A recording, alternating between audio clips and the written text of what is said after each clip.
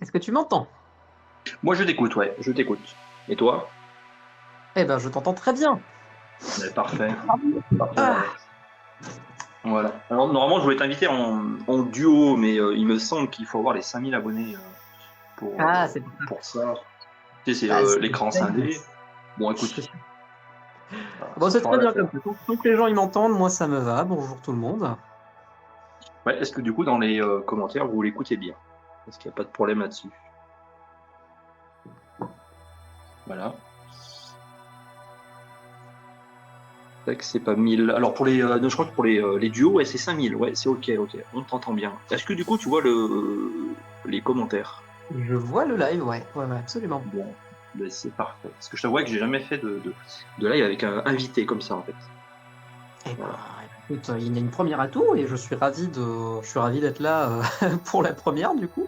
Merci pour l'invitation. Ouais, je t'en prie, c'est plutôt moi qui est ravi de t'inviter sur G de la culture geek, premier invité officiel. Euh, Bah, comme je t'ai déjà dit, voilà, ma chaîne est fortement inspirée de ton travail. Donc pour Eh ceux ben, qui ne connaissent pas Sébastien, il va se présenter, mais il est astrophysicien et il a une chaîne YouTube, le Sense of Wonder, qui est génial. Voilà. merci beaucoup. Alors, je dois t'appeler J'ai de la culture geek en public ou t'as un autre Non, nom? non, non, non, tu peux m'appeler Kevin, hein, c'est pas un Kevin. secret. Non, parce que voilà, on sait jamais, ça dépend des gens. Oui, oui, c'est sûr. Non, non, mais sur ça, ça va. Kéké, ouais, non, peut-être pas. Faudrait qu'il me dise. On va éviter. Ouais. Donc Euh, voilà, je te laisse te présenter déjà, si tu le souhaites, bien sûr, hein. Eh ben avec plaisir, avec plaisir. Donc moi c'est Sébastien Carassou. Donc moi j'ai une formation en astrophysique. Je me suis spécialisé dans l'évolution des galaxies.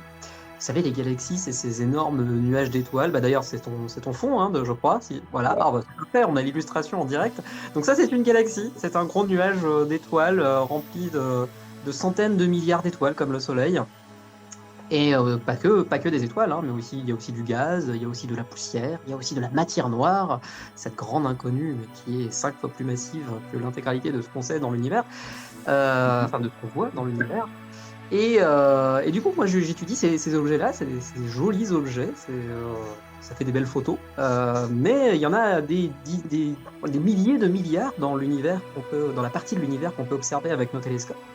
Et donc, mon job pendant mes années où je faisais de la recherche, alors moi j'ai bossé à l'Institut d'astrophysique de Paris, et donc pendant toutes ces années où j'ai bossé pour ma thèse en fait, pour ma thèse de doctorat, j'ai bossé sur comment est-ce que les galaxies évoluent au fil du temps, parce que en fait elles évoluent en couleur, elles peuvent changer de couleur au fil du temps, elles peuvent changer de taille, elles peuvent fusionner avec d'autres galaxies dans une espèce de danse cosmique. Je crois que tu as un épisode là-dessus, hein, d'ailleurs sur Ouais, les fusions de galaxies, ouais, j'en ai parlé récemment, ouais. merveilleux. Et du coup, voilà, La fameuse ça change fusion l'histoire avec des galaxies. Andromède. Pardon? Non, pardon, je disais la fameuse fusion, enfin, la fusion qu'il y aura sûrement entre la Voie lactée et Andromède. Absolument, absolument. Et qui devrait avoir lieu dans 4 milliards d'années à peu près. On a encore le temps, mais disons que voilà, ça s'étale sur Voilà. des milliards d'années, et mon job à moi, c'était de faire des fausses images de télescope avec plein de galaxies dessus, et de les comparer aux vraies images de télescope avec des vraies galaxies dessus, pour voir si on avait bien compris comment les galaxies évoluaient au fil de l'histoire de l'univers. Donc l'univers, il existe depuis à peu près 14 milliards d'années, enfin 13,8 si on veut être précis, et il s'en est passé des choses pendant ces 13,8 milliards d'années, et notamment bah, les galaxies, elles sont plus exactement comme ce qu'elles étaient il y a 10 milliards d'années. Donc voilà, et donc aujourd'hui je suis là. Enfin, moi j'ai arrêté la recherche en 2017, hein, je travaille plus en tant qu'astrophysicien, mais je travaille en tant que vulgarisateur scientifique. Donc j'essaie d'expliquer des choses simples, enfin des choses compliquées de manière la plus simple possible. Simplement, Euh, ouais. à peu près sur toutes les plateformes sur lesquelles on me laisse parler. Donc, donc je suis ravi d'être là.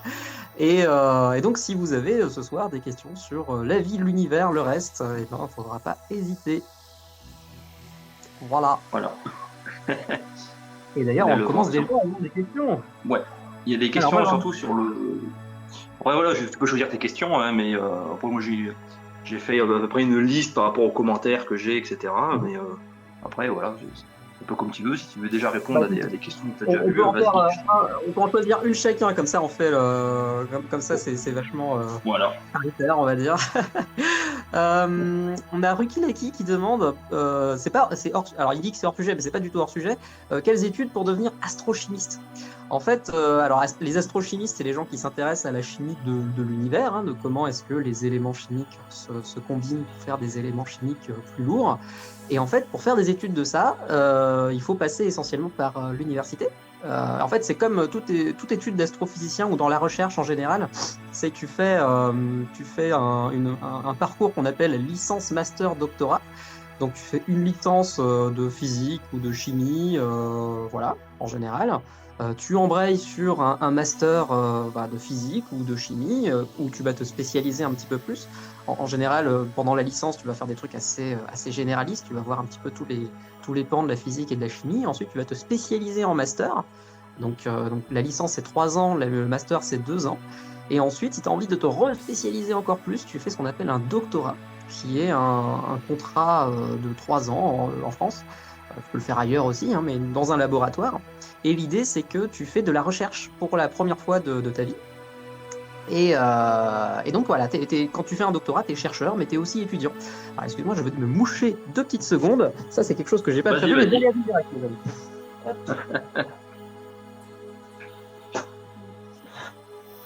Hop.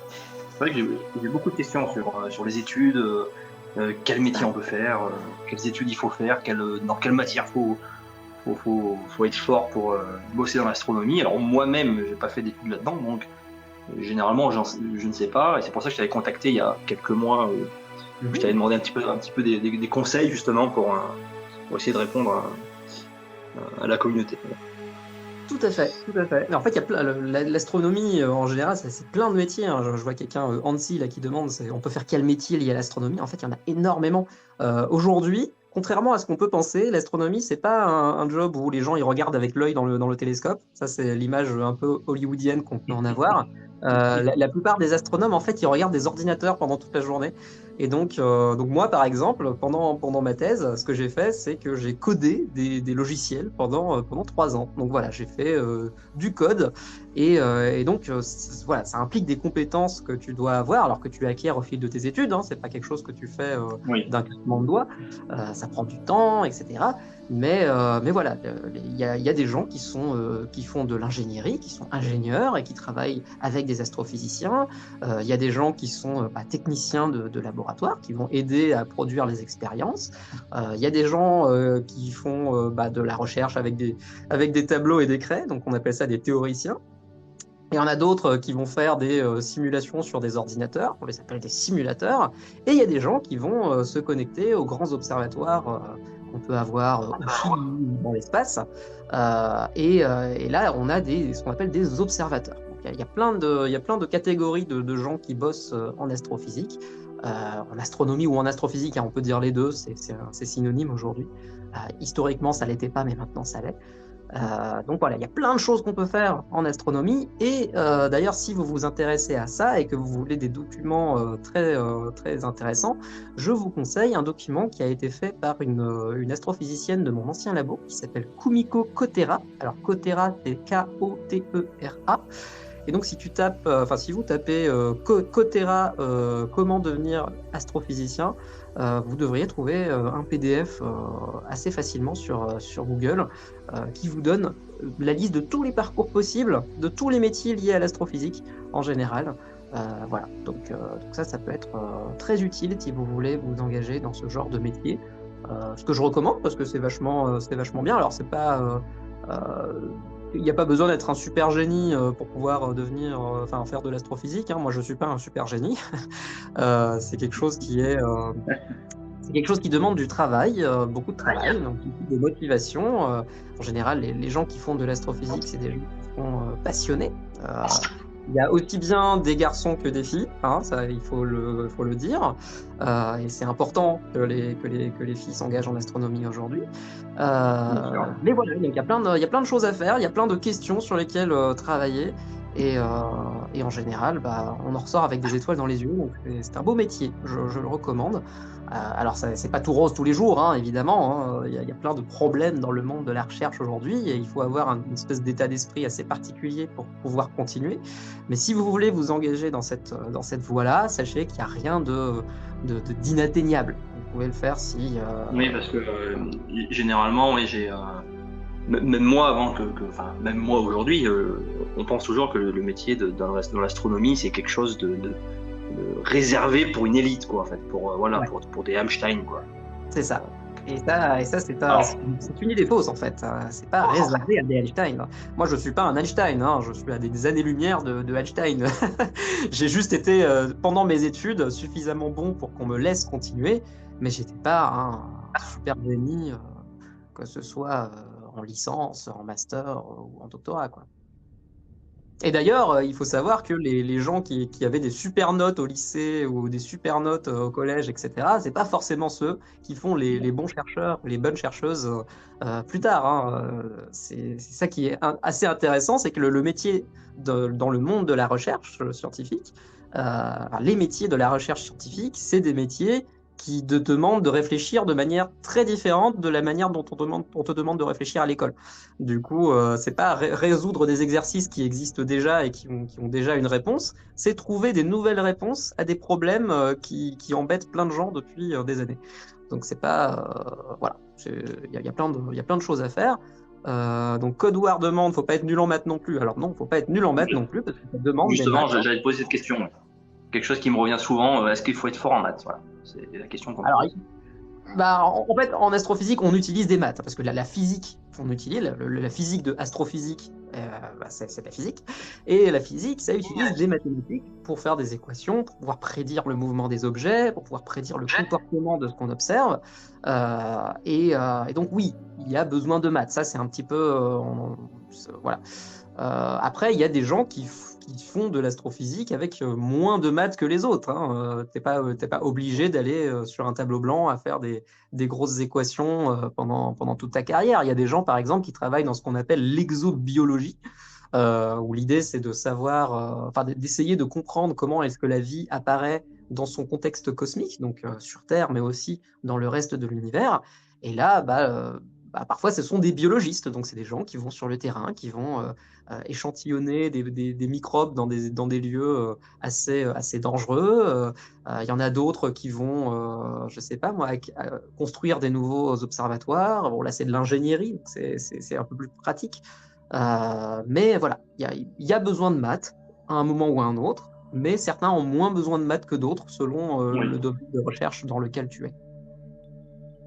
Voilà, on va dire, faut avoir même plus que de bonnes bases, mais voilà, si les maths c'est pas votre truc, en gros, ils sont obligés d'y passer, quoi. Absolument. Voilà. Kiwi qui demande est-ce que tu connais le livre L'univers à portée de main? Si oui, il fait un pouce en l'air. Alors oui, moi je connais L'univers à portée de main et c'est un très très bon livre. Et si vous voulez vous intéresser à l'astronomie de manière assez immersive, je vous conseille ce livre qui est d'un astrophysicien qui s'appelle Christophe Galfard et qui était l'un des doctorants de Stephen Hawking. Rien de moins. Donc, et le livre est possible. Voilà. D'ailleurs, mais alors, vu qu'on parle de livres, je pense que tu pourrais parler un peu de ton livre, du coup. Avec grand plaisir. Oui, parce que pour les gens qui ne le savent pas, je publie un livre qui est sorti le 10 novembre dernier, qui s'intitule Le Cosmos et nous, aux éditions des Équateurs. Et c'est un livre. Je l'ai dans le coin. Moi aussi, je dois l'avoir. Continue. Ouais, vas-y. Et donc, c'est un livre qui parle des grandes questions existentielles qu'on se pose depuis tout petit. Alors, ces questions, ça peut être c'est quoi notre place dans l'univers? Ça peut être ça veut dire quoi être vivant? Ça peut être sommes-nous seuls dans le cosmos? Ou de quoi sommes-nous faits? D'où viennent nos atomes? Et en fait, j'ai essayé dans ce livre de faire une espèce de vision d'ensemble de tout ce que les sciences nous disent au XXIe siècle sur ces questions. Et de voir comment est-ce que depuis les 2 derniers milliers d'années, on s'est emparé de ces questions, comment est-ce qu'on a posé ces questions et comment ça a évolué la manière dont on a posé ces questions.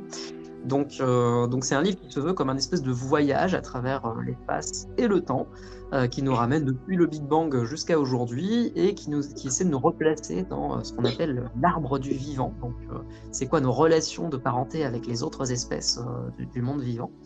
Et voilà, donc si l'astronomie vous intéresse, si les sciences vous intéressent en général, ou même si ça ne vous intéresse pas, mais si vous vous êtes déjà posé des questions, les questions que j'ai posées là, sommes-nous seuls, etc. Je pense que ce livre peut être pour vous. Alors il est lisible à partir de 16 ans, je pense. Ça devrait être accessible à partir de 16 ans. Oui, je pense. Et voilà, il n'y a pas d'équation, il n'y a pas de maths, il y a des belles images. Voilà, l'idée c'est de vous emmener dans un voyage à travers l'univers et de vous faire visiter toutes les échelles de la réalité de la manière la plus accessible possible. Donc voilà. Et si vous voulez vous procurer le livre, j'ai mis le lien dans ma bio. Voilà. Donc vous avez juste à aller sur mon profil et normalement il y a le lien dessus. Et après, à vous de faire la suite. Et c'est très gentil.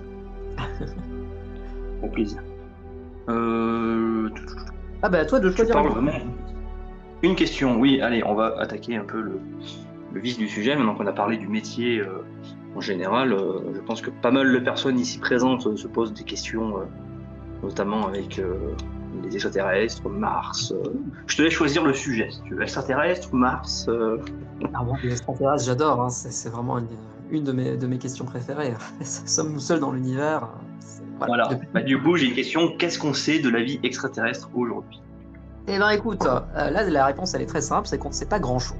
On ne sait pas grand-chose parce que, jusqu'à présent, on n'a découvert qu'une seule forme de vie dans l'univers, elle est sur Terre.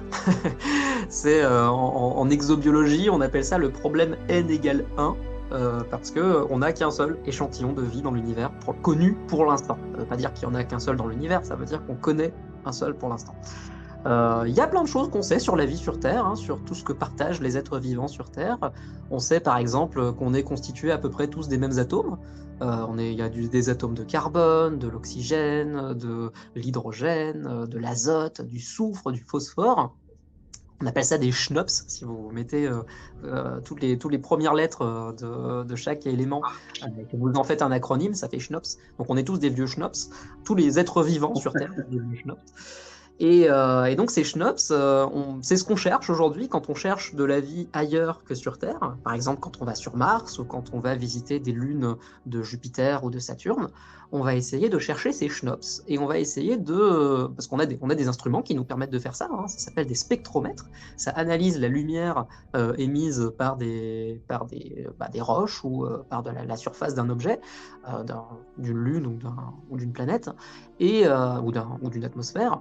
Et ça nous permet d'avoir accès à la composition chimique de ce qu'on trouve dessus. Et l'idée, c'est d'envoyer des robots sur place, pour le cas de Mars, par exemple, ou pas très loin, pour le cas des lunes de Jupiter, ou même regarder à distance l'atmosphère des planètes très très lointaines, quand on n'a pas accès, quand on ne peut pas envoyer des robots sur place.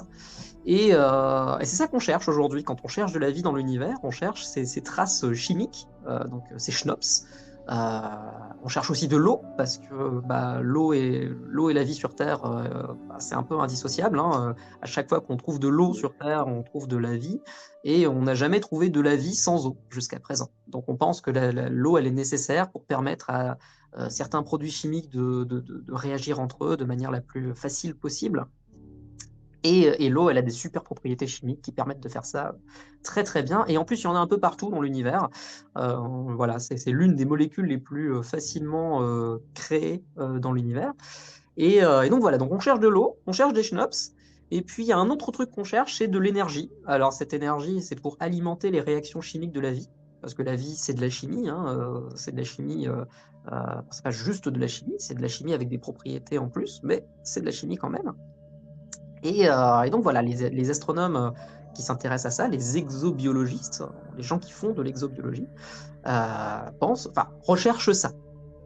Évidemment, ça ne nous dit pas qu'on va en trouver un jour, hein, mais je pense qu'on est dans le... Voilà, j'ai tendance à dire publiquement que on est la première génération de l'histoire à avoir des outils qui vont nous permettre d'apporter des réponses fiables à cette question de sommes-nous seuls dans l'univers.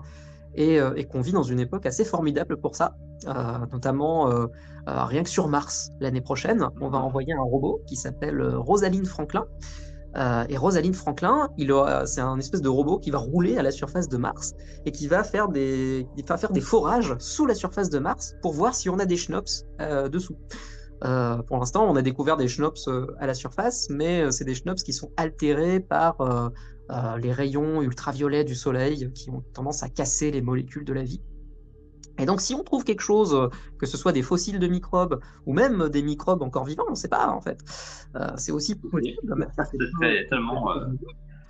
Et donc voilà, on aura ce genre de réponse d'ici quelques années. Alors si on a de la chance, hein, si on n'a pas de chance, on aura quand même gagné en connaissance. Mais en tout cas, on vit des moments assez incroyables. Et même juste à la fin de l'année, on va avoir un télescope spatial qui va être lancé, qui s'appelle le James Webb Space Telescope, le JWST, qui est Enfin. ça fait un peu plus de 10 ans qu'on l'attend, hein, quand même.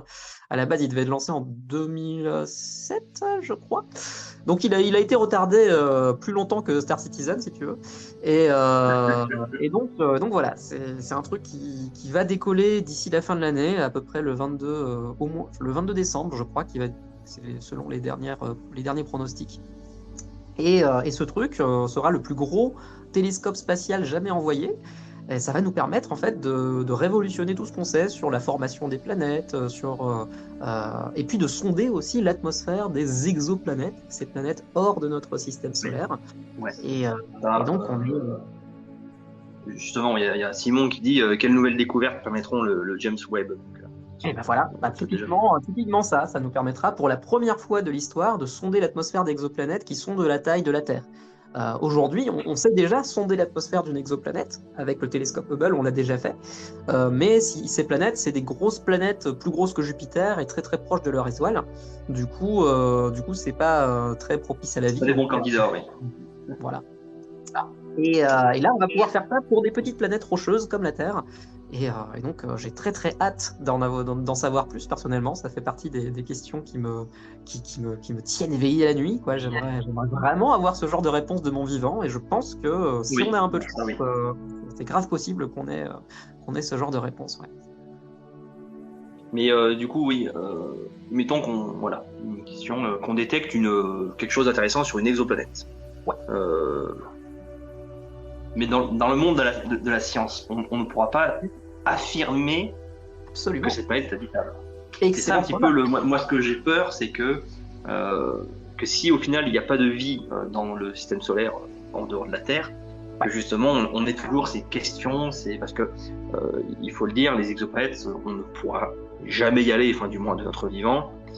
Ça faut bien le préciser aussi, parce qu'on me demande souvent quand est-ce qu'on ira sur Mars, voilà, parce que dans les commentaires, je vois souvent, les gens pensent qu'on peut déjà aller où on veut, voilà, ce qui n'est pas le cas. Donc si on découvre de la vie sur une exoplanète, enfin, qu'on trouve un candidat intéressant à la vie, on ne pourra pas certifier qu'il y en est. On ne pourra pas conclure directement qu'il y en est. En fait, il nous manque deux choses pour qu'on puisse conclure, en fait.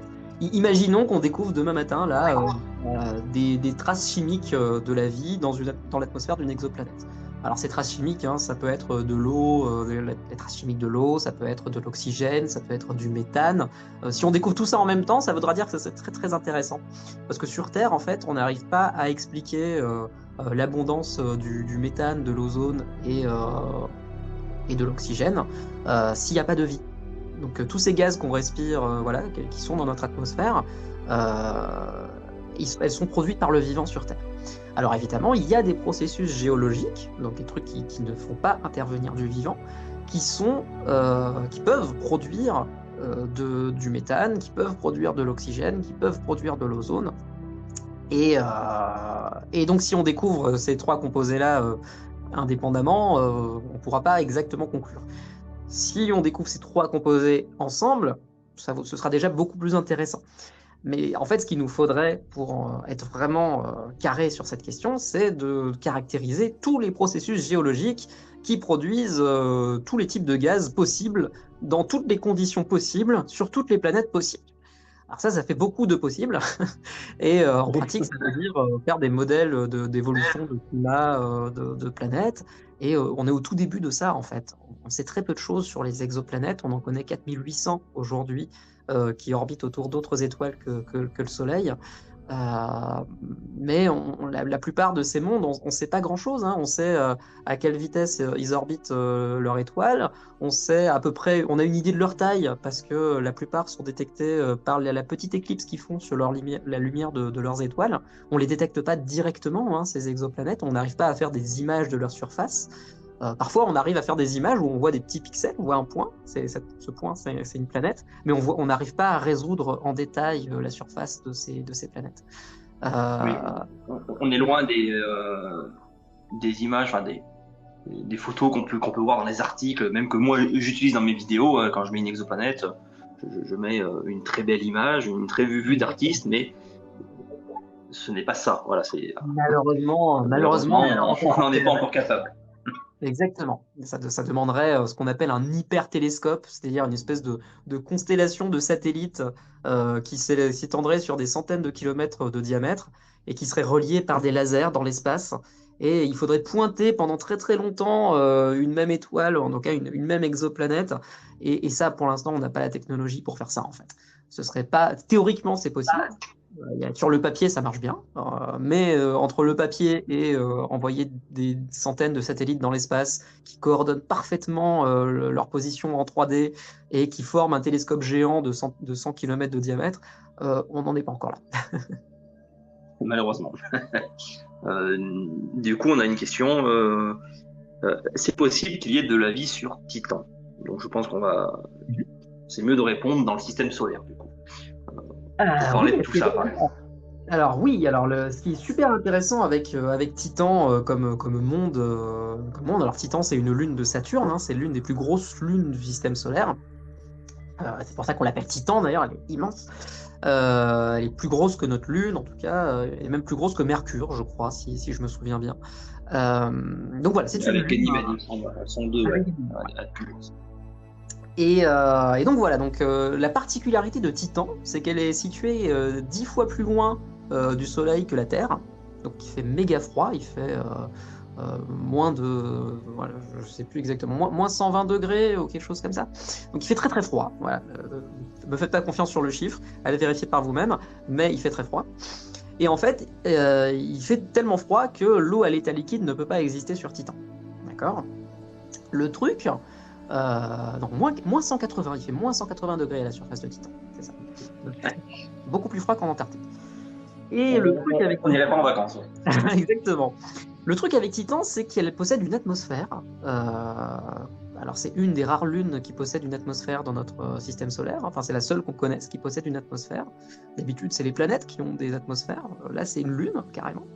Et cette atmosphère, elle est très particulière parce que c'est une atmosphère d'éthane et de méthane, avec de l'azote, etc. Et il y a un cycle du méthane et de l'éthane, comme le cycle de l'eau sur Terre. Il est analogue au cycle de l'eau sur Terre. Donc on a des rivières de méthane, des rivières d'éthane. Donc c'est des hydrocarbures, hein. C'est comme si vous aviez des lacs d'essence qui étaient à 10 fois la distance Terre-Soleil. Et c'est des étendues liquides. Donc à ces températures et à ces pressions, le méthane et l'éthane deviennent liquides. Donc on pourrait se baigner dans les lacs d'éthane et de méthane de Titan. Alors si on y allait, on flotterait pas sur ces lacs, donc on coulerait directement, on pourrait marcher dessous. Ce serait très bizarre. Je ne sais pas exactement qu'est-ce qu'on ressentirait à ce moment-là. Ce serait peut-être pas très agréable. Par contre, on sait qu'on a besoin d'un milieu liquide pour faire émerger de la vie, et il se trouve que la chimie de Titan, elle est super complexe. Il se passe des choses dans l'atmosphère de Titan, il y a des molécules complexes qui se forment, et voilà, il se passe plein de trucs intéressants. Il y a même on pense qu'il y a même un océan d'eau liquide sous la surface de Titan, qui est chauffé par les forces de gravité de Saturne, qui la comprime à l'intérieur et qui permet à l'eau liquide de rester stable. Et donc il peut se passer des choses intéressantes sur Titan. On ne sait pas ce qui peut arriver sur Titan, parce que la seule fois qu'on y est allé, alors il faut faut savoir qu'on y est allé, hein, c'était en 2005, en janvier 2005. C'était la sonde Huygens de l'Agence spatiale européenne et de la NASA qui s'est posée sur Titan. On a des magnifiques vidéos sur YouTube. Hein. D'ailleurs, si Kevin, un jour tu veux en faire un épisode, c'est absolument génial. C'est un des plus beaux atterrissages d'une sonde dans le système solaire que je connaisse. Et donc on a les images de la sonde qui arrive comme ça dans l'atmosphère de Titan, qui est un monde complètement orange. Et donc on a ce robot là qui descend et qui déploie un parachute au-dessus de lui. Et au fur et à mesure qu'il descend, donc au départ tu as une espèce de gros brouillard jaune, donc tu vois pas grand chose parce qu'il y a une espèce de smog, hein, c'est un peu le smog que tu peux avoir dans les villes polluées, c'est un peu le même composition chimique. Et plus tu descends, plus tu vois des lacs au-dessous qui se forment, tu vois des reliefs, tu vois des dunes, tu vois plein de choses super intéressantes. Et là le truc il se pose. Et il se pose à côté de quelques galets. Alors il y a des galets qui sont arrondis. Et pourquoi est-ce qu'ils sont arrondis? Ils sont arrondis parce qu'ils ont été érodés par les liquides, donc l'éthane et le méthane liquide qui se trouvent à la surface de Titan. Et donc ça c'est assez remarquable. Ça veut dire qu'il y a vraiment des flux de liquide à la surface. Et voilà, on ne sait pas encore trop ce qui se passe. La NASA a prévu d'envoyer une mission dans une petite décennie, je crois, je ne sais plus exactement, qui s'appelle Dragonfly. Et l'idée, c'est d'envoyer un drone, donc un gros hélicoptère avec 4 rotors. Qui est en essai un peu sur Mars, on va dire. Ils ont essayé... Donc on a le petit hélicoptère Ingenuity sur Mars qui a volé dans l'atmosphère raréfiée de Mars. Mais là, l'idée, c'est vraiment de pousser le concept beaucoup plus loin et d'envoyer cet énorme robot qui va faire des sauts de puce à la surface de Titan, donc très très loin, à 10 fois la distance Terre-Soleil, pour voir qu'est-ce qui peut se former, c'est quoi les différents terrains qu'on peut trouver, et est-ce qu'il se forme voilà, des trucs intéressants à la surface de Titan. Donc voilà, ça a l'air assez cool, et moi j'ai très très hâte de cette mission. Ouais. Et pour rappel, Titan doit être situé à 1,2 milliard de kilomètres, un peu plus peut-être, en moyenne. Je compte même plus en kilomètres à cette échelle-là, je compte en distance Terre-Soleil en général. Oui, mais c'est pour essayer de moi généralement dans mes vidéos, je parle toujours, que ce soit en années-lumière ou autre, mais j'essaie de faire la conversion. Bien sûr, quand c'est inférieur à 1000 années-lumière, parce qu'au-dessus, c'est pas utile. C'est pour après, c'est bien difficile à prononcer, ouais. Bon, déjà, voilà, ça dépasse le milliard de kilomètres, donc il faut essayer de rendre compte de la difficulté de la mission et surtout du décalage qu'il y a. Tout à fait.